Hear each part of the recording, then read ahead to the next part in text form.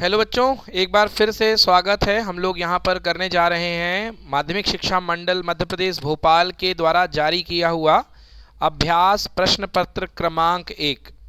सबसे पहला प्रश्न पत्र जो गणित का जारी किया गया है 2025 वर्ष के परीक्षा के लिए, वो हम यहाँ पर करने जा रहे हैं। सबसे पहले हम आएंगे अपने खंड 1 पर। ठीक है, तो पहला सवाल है 12, 16 और 20 का HCF यानी कि इसका GCF महत्तम समापवर्त बताइए क्या आया है इसका।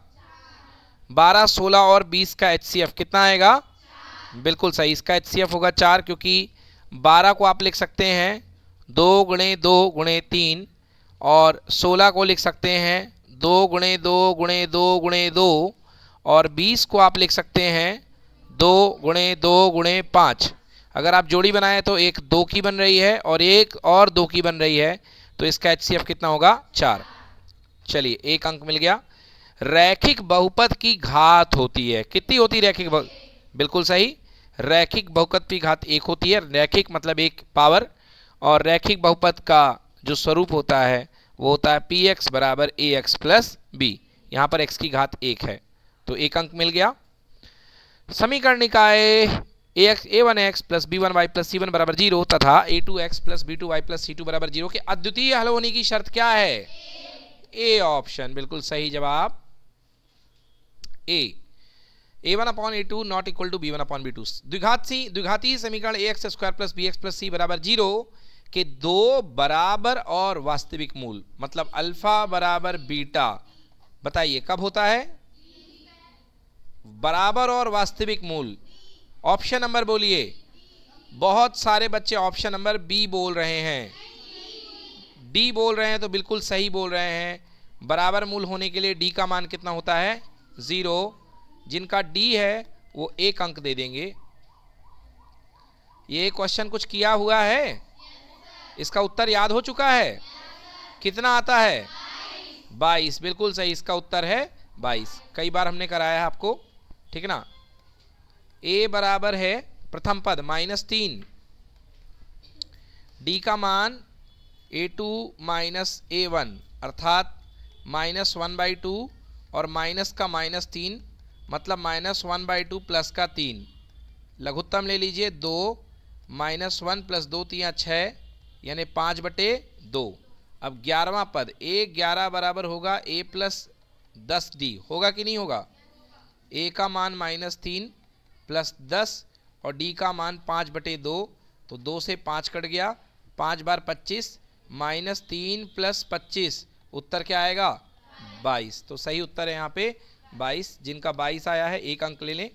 अगला सवाल बिंदु P -7, 7 और -2 -3 के बीच की दूरी, तो आप कितना आ रहा है? ए ऑप्शन देखते हैं सही कि गलत है।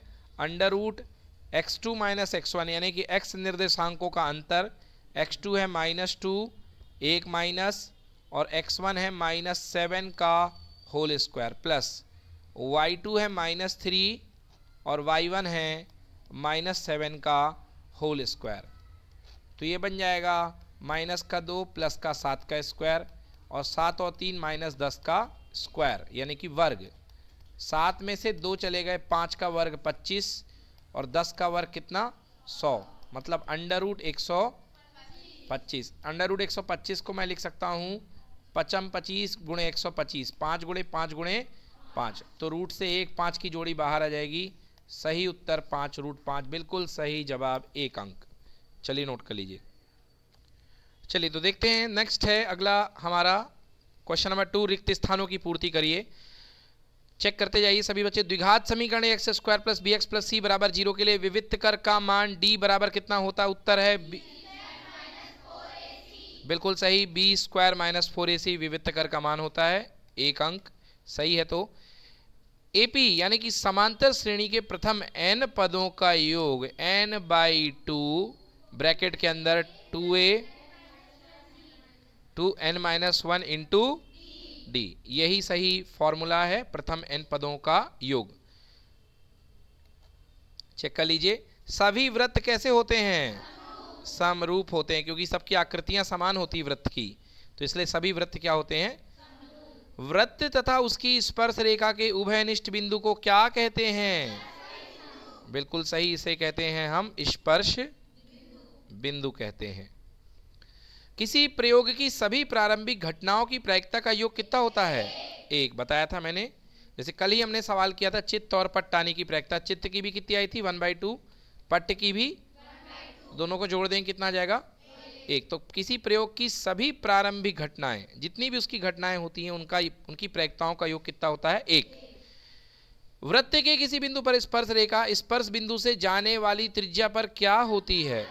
लंबवत होती है ना, यह लंब होती है, क्योंकि ये देखिए ये अपनी स्पर्श रेखा है ऐसे, और ये त्रिज्या है इसकी, ये क्या है इसकी त्रिज्या के साथ बनने वाला कोण कितना है? 90। समझ गए ना? तो इस पर ये लंब होती है, नोट कर लें। चलिए देखिए तीसरे सवाल पे आते हैं। तीसरा सवाल है आपको यहाँ पर क्या करना है? सही जोड़ी मिलाना है, सही जोड़ी मिलाना है, ठीक ना? सही जोड़ी मिलाने को बोला गया है।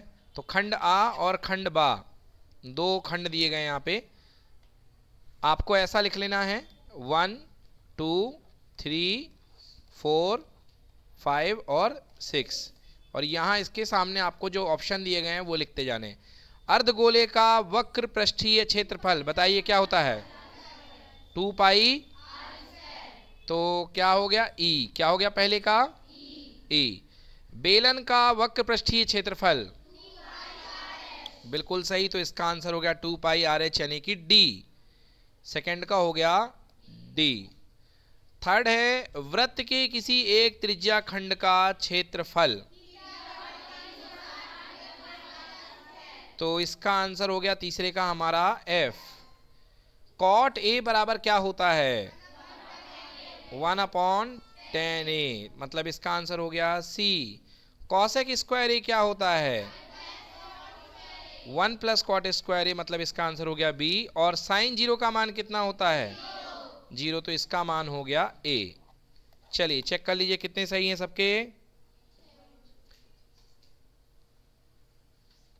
चलिए पहला सवाल है यहाँ पर कि समीकरण x - 2 स्क्वायर + 1 2x - 3 द्विघात समीकरण नहीं है। अभी हमने इसको सवाल को हल किया था।